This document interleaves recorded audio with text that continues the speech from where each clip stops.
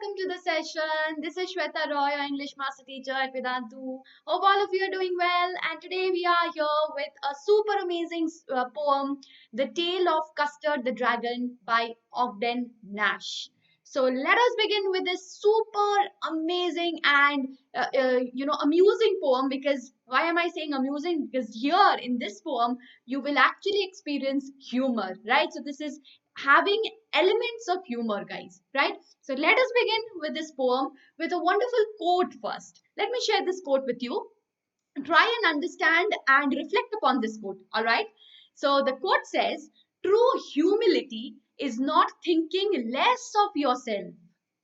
It is thinking of yourself less.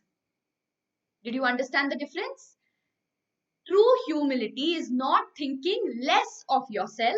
It is thinking of yourself less. That means, what is that? Please tell me in the chat box, what have you got from this quote? What have you understood from this quote? Okay, and I will take you to the poem and I will actually show how is this quote quite relevant in this poem. Okay? So maybe I don't know whether I will be able to cover that particular portion in today's session. If not, then I will be actually telling you the relevance of this quote in the upcoming session, because today we will only cover the first 5 stanzas. It's a long poem, right? So let us begin with the poem, guys. First, we should know a little bit about Frederick Ogden Nash. Now, who is that? He was an American poet and famous for his light verse. Okay, he was known as the producer of humorous poetry. So as I told you when I was actually introducing the poem to you, that you will find elements of humor. So yes, he was a producer of humorous poetry, which is also, I mean, we will find the characteristics of humor here as well, right, in this poem as well. And this was the award that he received in 1964, Sarah Josepha Hale Award, right? So with that, guys, let us begin. Okay, and some more information about Ogden Nash. I think this is given in the Ncert book. I know most of you do not actually go through the book. That is very wrong, guys. You should go through it. So those of you who have missed it, this is for you guys. Ogden Nash wrote over 400 pieces of comic verse, 400 pieces, and mainly comic verse. So you see, humor being an essential characteristic feature of his poems. The best of his work was published in 14 volumes between 1931 and 1972, and his work is perhaps best described in his poetic tribute by Anthony Burgess. Anthony Burgess actually described his poems. Now let me see, he had paid a tribute to him, and in that tribute he had described his words, so his work. So please understand what he said about Ogden Nash, because these are the features which will also be there in the poem which we will be covering right now. Okay, so you should know these features. Please don't skip in order to have a better understanding and better connect with the poem. It is essential to know a little bit of the features of a little bit about the features of the poet. Okay, so let's see what is he saying. He brought a new kind of sound to our literary diversions and didn't care much about breaking the poetic laws of Medes and the Persians. He used lines sometimes of considerable length that are colloquial and prosy. Now this is what we will also find here. This is a feature which we will find here. His lines are a bit colloquial, okay, and bit prosy, rather than verging on rhyme, verging on the rhythm. I mean, yes, there is rhythm, there is rhyme, definitely, but they are more prosy. Sometimes they become prosy. You will see that because it's a long one. So, and at the end presents you with a rhyme. As I told you, yes, rhyme is there. This bringing together of informal and formal is his chiefly genius. Okay, so is what his genius chiefly loves. So that is what is very, very important. He is bringing together the formal as well as informal. So sometimes he is making it a bit prosy, but also having the rhyme. Okay, giving you that poetic effect. So that is his genius, guys. So okay. So this is what the poet is saying here, which is not very important. Here, what is important is the length. Okay, you will see that the length is definitely, the lines are longer, so and also sometimes become prosy, and there's a mingling of formal with the informal, right? So guys, in today's session, we will be discussing the first 5 stanzas along with the vocabulary and poetic devices. And in the upcoming sessions, because this is a long poem, so therefore I have divided this into 3 sessions so that you can actually have a very clear understanding and connect with the poem as well. So the poem is written in the style of a ballad. This is something which you need to know. Very, very important. It's written in the style of a ballad. Now, what is a ballad? It's a song or a poem that tells a story. Now, please do tell me which is the other ballad that you have read, maybe in grade 9th. You have read another ballad. Please tell me in the chat box which is the other ballad that you have read.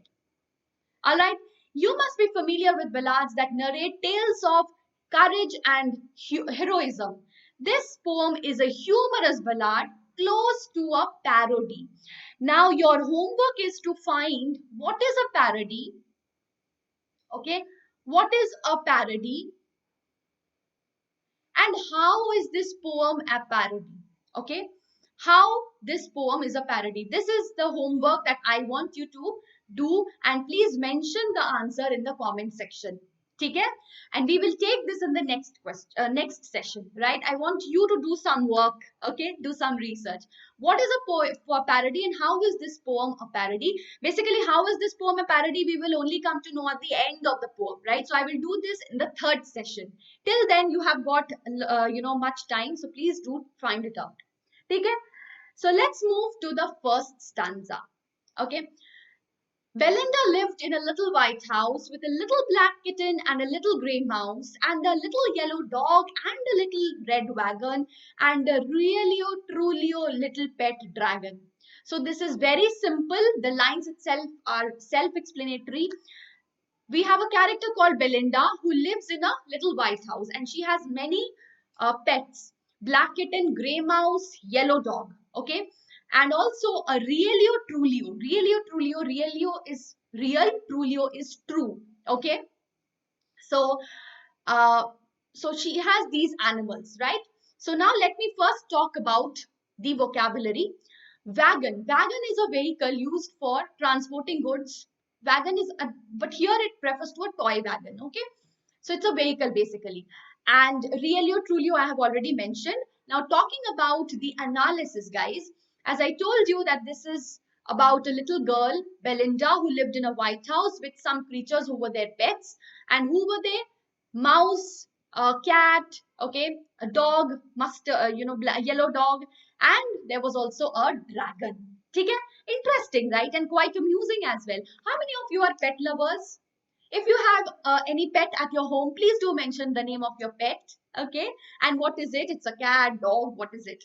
I have so many kittens. You know that already. So what about you? Please do let me know in the chat box. Okay. Okay. Now talking about the literary device, the rhyme scheme is AABB. Okay. House and mouse, wagon and dragon. They are rhyming. Okay. Repetition of the word little. Little has been repeated. Then we have oxymoron. Oxymoron is when two words opposite in meaning are juxtaposed. For example, dragon and pet. How can a dragon be pet?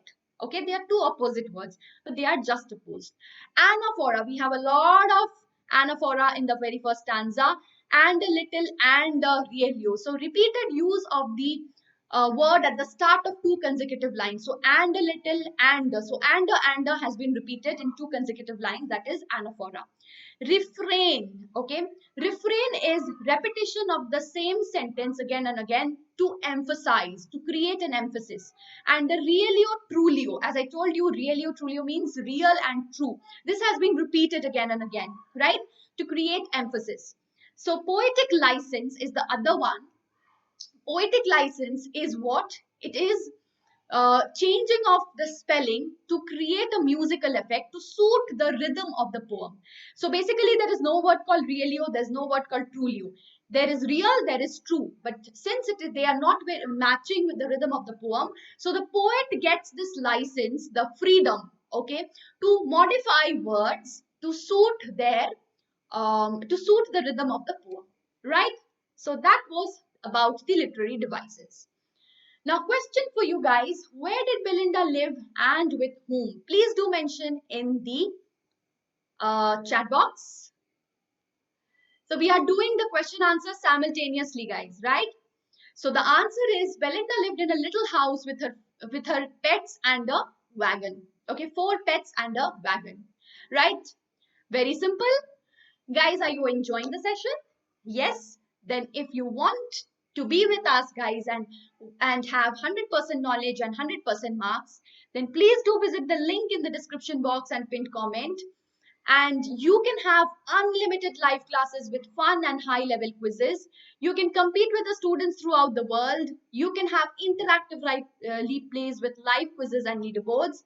And you can have premium downloadable content with handwritten notes of the master teachers. And you can solve your doubts instantaneously in the class with the help of our super amazing team of class teachers who are there only and only to suit your doubt clearing. I mean, suit the purpose of your doubt clearing. And you have quality tests and assignments. Yes. Plus, you have 5,000 plus micro courses and free crash courses for competitive exams. That too in less price, guys. So you just need to visit the link in the description box and pinned comment and use the coupon code SWREPRO. Alright, so let's do the Tabahi math and find out how is this SWREPRO going to help you. This is the coupon, guys, discount coupon that you can get.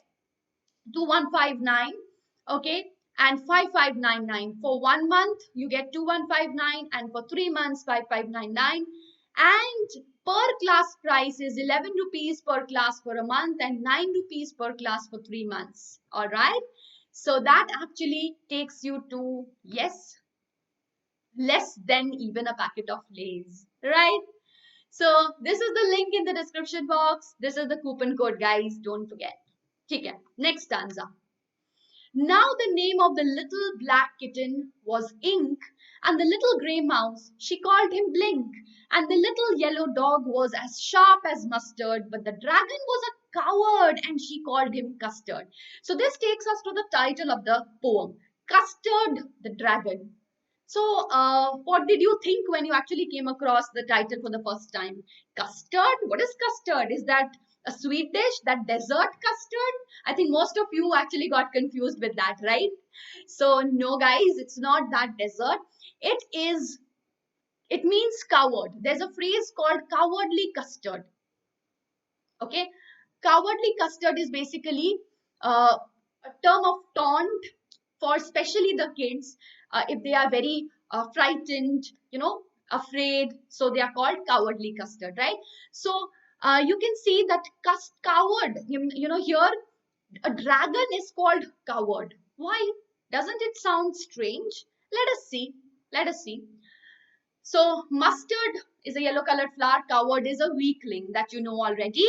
So the poet here explains that the names of the animals, the name of the black kitten is Ink, the grey mouse is called Blink, and the little yellow, the dog had yellow color, and therefore he is called Mustard. And why was the dragon called Custard? Because he was a coward. So can you believe it? A dragon being a coward, a weakling? How strange is that? And that actually arouses humor, right? That actually creates humor. How? A dragon and a coward. Okay. So it's not matching with, coward doesn't match with dragon, right? And that mismatch creates humor. So what were the names of Belinda's pets? Very, very, very simple. I want the answer in the chat box, guys. Come on. So black kitten, Ink, grey mouse, Blink, yellow dog, Mustard, and a coward dragon called Custard, right? Very good. Okay. Now here we have a simile, dog compared to mustard. Okay? And the little was as sharp. So this is the keyword which will help you in understanding whether it's a simile or a metaphor, right? Alliteration, C, repetition of the C sound in the initial syllable. Anaphora. Again, as I explained what is an anaphora, here you find and the little repeated consecutive line, the consecutive lines. Repetition, use of the word little. Okay, moving ahead. Stanza 3. Custard the dragon had big sharp teeth and spikes on top of him and scales underneath, mouth like a fireplace, chimney for a nose, and trulio daggers on his toes. So from this description, can you visualize the dragon? Can you visualize the dragon? Yes, we can visualize the massive dragon, But can you visualize this dragon as his physical appearance is saying? Can you visualize him as being a coward? Don't you think it's a complete mismatch? And don't you find it very funny? So that is the entire purpose. Let us see. Now this is the vocabulary. Spikes, think pointed surface, scales, you know what are the scales, right? Underneath is situated directly below. Fireplace is a hearth, okay? And dagger is a sharp knife. So this is talking about the physical appearance of the dragon. It had sharp teeth, spikes on the top, okay? Skin was pointed. The lower part, on the lower part, it had bony plates to protect the skin, right? The mouth is compared to a fireplace, right? And even his nose. You have seen dragons, right, in movies. So how you have seen fire breathing dragons, Hannah? So, and that reminds me of actually Game of Thrones, right? The Queen of Dragons. So you have seen, you've noticed, and that was really, really marvelous. I still remember the dragons. And when I actually read this description, I remember I actually go back to those dragons. Okay, so how massive they are, how huge they are. How can these dragons, I mean, this dragon be a coward, right? So let us see what is the reality. So question is, what did Custard look like? Dangerous with spikes on top, on his top. So it is dangerous, but still it is a coward. How? It's a complete mismatch. His mouth was like a fireplace, his nose like a chimney, his toes looked like daggers. Okay? This is the description, and this is very important. You can be asked to describe the dragon. Okay, describe the physical appearance of the dragon, right? Next is the literary device. This is the rhyme scheme. Okay, teeth underneath, nose, toes. This is how it's rhyming. Simile, it's compared with fireplace. Refrain, so dragon's mouth compared with fireplace using the keyword. Okay, refrain, as I told you, explained you. This has already been explained. Metaphor, chimney for a nose. The nose is like a chimney, but without the keyword as or like. So therefore, there is indirect comparison. Right.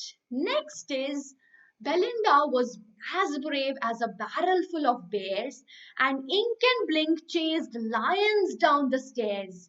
Mustard was as brave as a tiger in a rage, but Custard cried for a nice, safe cage. Again, a complete mismatch. Look at Belinda, look at Ink, Blink, and Mustard, but look at Custard, the dragon. Let me explain this. First of all, barrel is drum, okay? Chased is hunt and rage is anger, okay?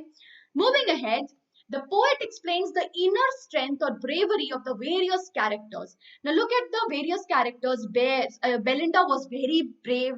Ink and Blink were also brave, so brave that they could hunt lions. So there has so here he has shown the bravery of the kitten and the little mouse that could hunt even a lion. Okay, the dog was very brave, just like an angry tiger. But Custard, he was a coward. He was so weak, he was such a coward that he always demanded a cage so that he could be, safe inside that. So don't you think that there is a complete mismatch between the size of the other pet animals like the dog, like the cat, and their qualities and their bravery that has been described? And in contrast to that, again, dragon being such a great, animal, such a huge animal, and being a coward. And don't you find it very funny? Yes. So as I told you, humor is an important element, and that is an important element in most of Ogden's poetry. Literary device. Alliteration. B sound is repeated, very, very simple.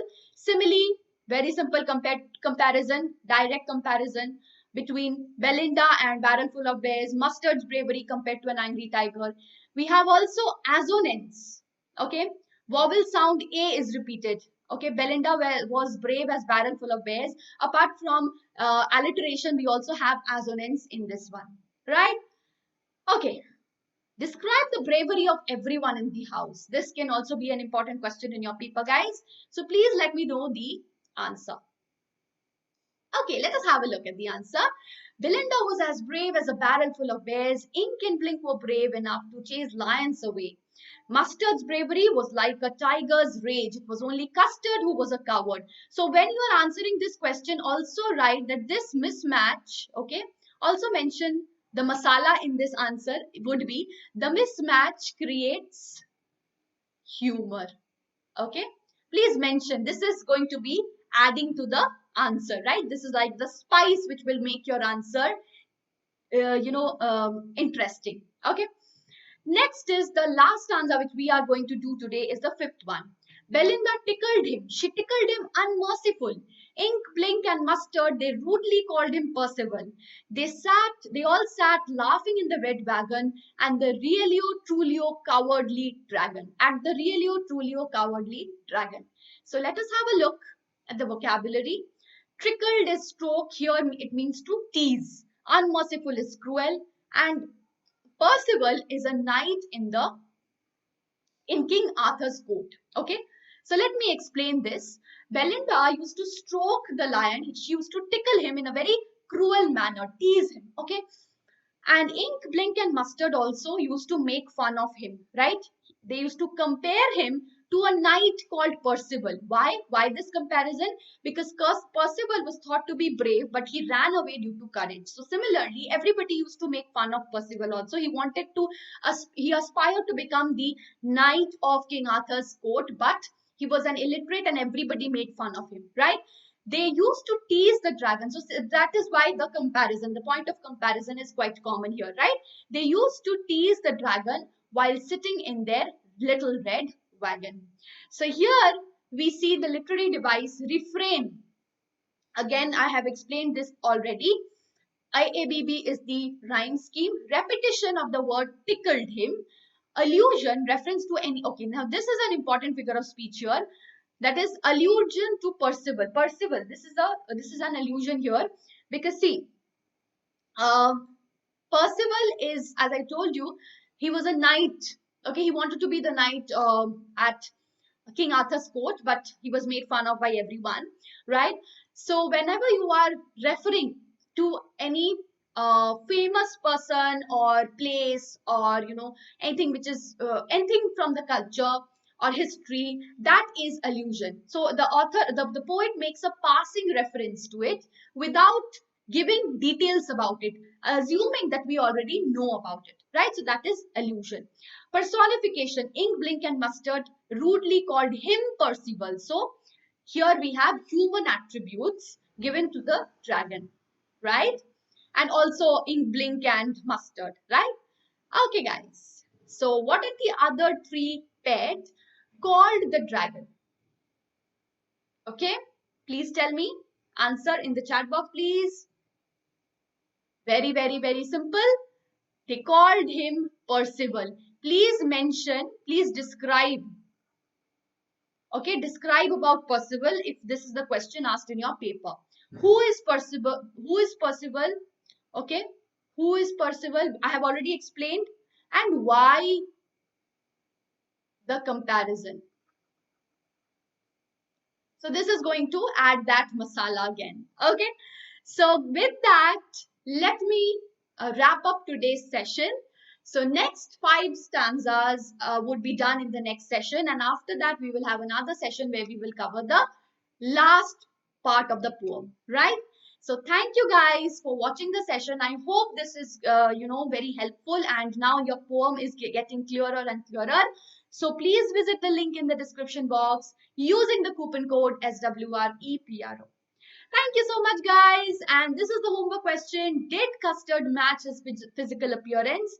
This is the homework question which I want you to mention in the comment section. All right. Thank you so much. Bye-bye. And before going, guys, if you please do hit the like button. And if you haven't subscribed to the channel, please do subscribe to the channel as well. And share this video amongst your friends so that they also can understand this poem well and prepare themselves like you have done. So bye-bye. Take care. See you again in the next session.